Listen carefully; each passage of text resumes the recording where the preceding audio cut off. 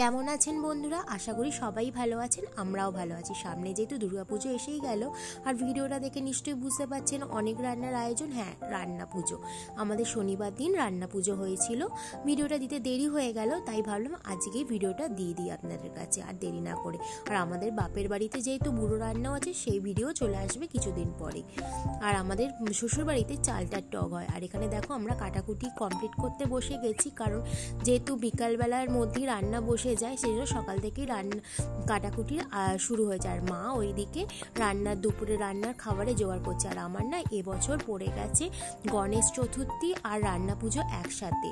আর আমি তো কিছু যেহেতু ভাত খাবো না, সেই কারণে আমার জন্য তো আলাদা করে আবার রান্না আমাকে করতে হবে।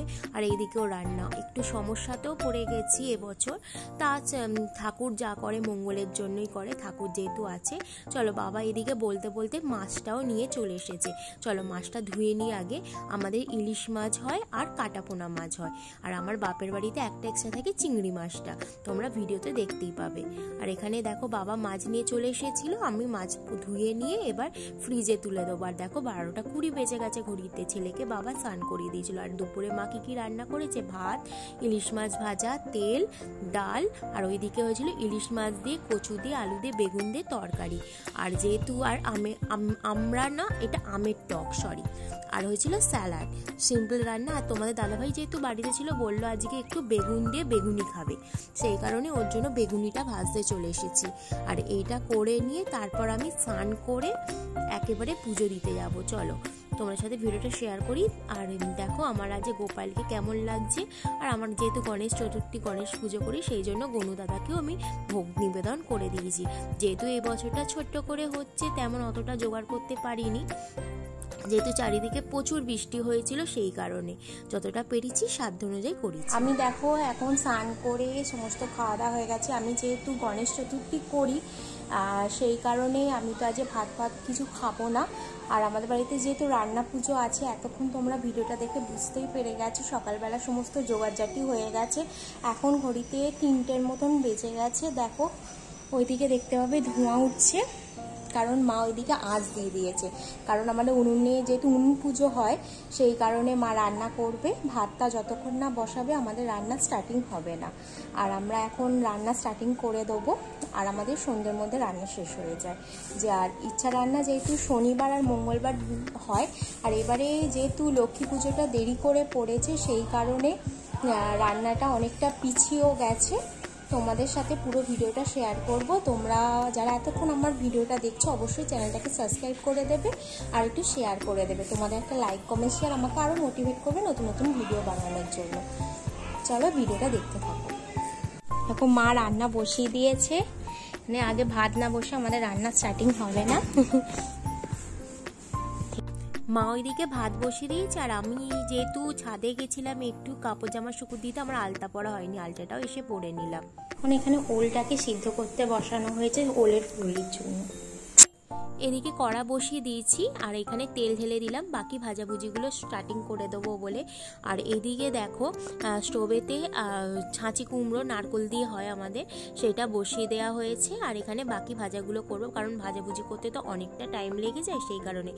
আর একটা স্টোভ যেহেতু খালি ছিল আমাদের গ্যাসের ওভেন, সেখানে আমি ডালটাকে বসিয়ে দিয়েছি। ডালটা না আমাদের 2 রকমের ডাল মিশিয়ে, একটা হচ্ছে খেসার ডাল আর মুসুরির ডাল মিশিয়ে। আর আমাদের রান্নার একটা বিশেষত্ব হচ্ছে কোনো রকম ফোড়ন দেওয়া যায় না রান্নাতে, সমস্তটাই সিদ্ধতে হয়। আর দেখো সারাদিন উপোসের পর আমার চোখ মুখের অবস্থা দেখো। আর রান্না করতে করতে আমরা অত্যন্ত ক্লান্ত হয়ে পড়েছি সারাদিনের পর। আর এখানে দেখো নারকোল ভাজাটা বাকি আছে, আর ঢ্যাঁড়স ভাজাটা ওইদিকে হচ্ছে। নারকোল ভাজা কার কার ভালো লাগে অবশ্যই কমেন্ট করে বলবে। আর আমাদের নারকোল ভাজাতে বাড়িতে প্রত্যেকটা কিছু কিছু চিনি দেওয়া হয়, যাতে একটু মিষ্টির স্বাদটা বাড়ানোর জন্য। আর আমি এবছর এসে প্রথম খেয়েছিলাম, যে বছর এখানে এসে খেয়েছিলাম ওলের ফুরুলি। তোমরা কারা কারা ওলের ফুরুলি খেয়েছো অবশ্যই কমেন্ট করে বলবে। আমার তো খুবই ভালো লাগে এই ওলের ফুরুলিটা। আর গুড় আর চিনি যেহেতু থাকে, আরও খেতে সুন্দর লাগে স্বাদটা, সেই জন্য ওলের ফুরুলিটা মাখা হচ্ছে, তোমার সাথে শেয়ার করলাম। আর কার কার বাড়িতে ওলের ফুরুলি আছে অবশ্যই বলো। আর ভাজা হয়ে যাচ্ছে, দেখো কি সুন্দর লাগছে না দেখতে, আর খেতেও খুব টেস্টি হয়েছিল। এরপর হচ্ছে আমাদের ইলিশ। ইলিশ মাছ তো রান্না পুজোয় থাকবেই, ইলিশ মাছ ছাড়া তো রান্না পুজো ইনকমপ্লিট সবাই জানো। আর ছিল কাটাপোনা। আর এইদিকে দেখো আমার বাবা মা এসে গেছে, ঘড়িতে তখন 6:30 মতন বাজে, আমাদের রান্না অলমোস্ট শেষ।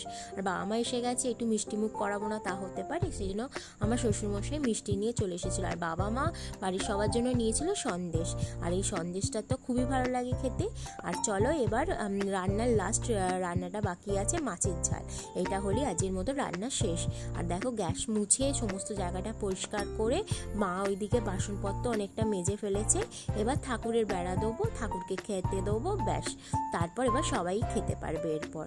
আর আমাদের রান্নায় দেখো কি কি হয়েছে, মাছের ঝাল, ওলের ফুললি, নারকোল ভাজা, মাছ ভাজা, ইলিশ মাছ ভাজা, আলু, বেগুন, পটল, ঢ্যাঁড়স, কাঁচকলা, আর এখানে আছে তোমার ছাঁচি কুমড়ো। তারপর 13 রকমের মোট ভাজা করতে হয়। তারপর চালতার টক, ডাল, ভাত। এই হচ্ছে আমাদের রান্না পুজোর আইটেম। তোমাদের কার কার বাড়িতে কীরকম কি আইটেম হয় অবশ্যই কমেন্ট বক্সে ড্রপ করো। আর আমার ভিডিওটা এতক্ষণ ধরে যারা দেখলে কেমন লাগলো অবশ্যই বলো। আর আমি দেখো এখানে একটু ঠাকুরকে বেড়া দেওয়া হয়ে গেছে, যেহেতু ঠাকুরকে প্রণাম করতে হয় সেই জন্য একটু প্রণাম করে নিলাম।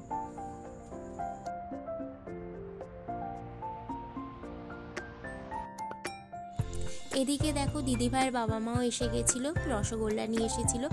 আর এদিকে আমি চা বসিয়ে দিয়েছিলাম সবার জন্য। আর রসগোল্লা কার কার খেতে ভালো লাগে, আর গরম হলে তো আর কোনো কথাই হয় না। চা দিয়ে দিলাম সবাইকে। আর যেহেতু সামনে টিচার্স ডে গেছিলো, সেহেতু কাকিমা সবাইকে মানে আমাকে, দিদিভাইকে আর বাচ্চাগুলোকে একটা করে চকলেট আর মাজা আর এই পেনটা আমাকে গিফট করেছে। আর এই দেখো রাত্রিরে খাবারে সবাইকে খেতে দিয়ে দেবো, তার আগে কারা কারা বসেছে তোমার সাথে শেয়ার করে দিই। আর আমাদের বাড়িতে কি কি রান্না হয়েছে আর একবার তোমাদের সাথে শেয়ার করে দিলাম। আর এখানে দেখো প্রথমে বাবা আর কাকু বসে গেছে, আর আমার ছেলে তো না খেলে হয় না, তাই জন্য ওকেও একটুখানি সার্ভ করে দিয়েছিলাম।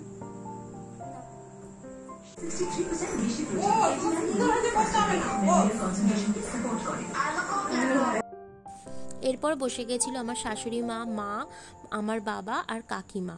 আর দিদিভাই দাদা ওরা সব পরে খাবে। আর তোমার দাদাভাই তো যেহেতু নাইট ডিউটি ছিল, ওর একেবারে রুটি করা হয়েছিল, তার সাথে আমারও খাবারটা করে নেওয়া হয়েছে। আর এখানে ওরা খেয়ে নিলে তারপর আমি খেয়েছিলাম। আর গল্প করতে করতে তো দেখো দিনটা কেমন কেটেই গেল। ব্লগটা আজকে এখানেই শেষ করছি। কেমন হলো কমেন্ট বক্সে বলো। আর দেখা হবে পরবর্তী আরেকটি নতুন ব্লগে। ভালো থাকবে, সুস্থ থাকবে, সাবধানে থাকবে। টাটা।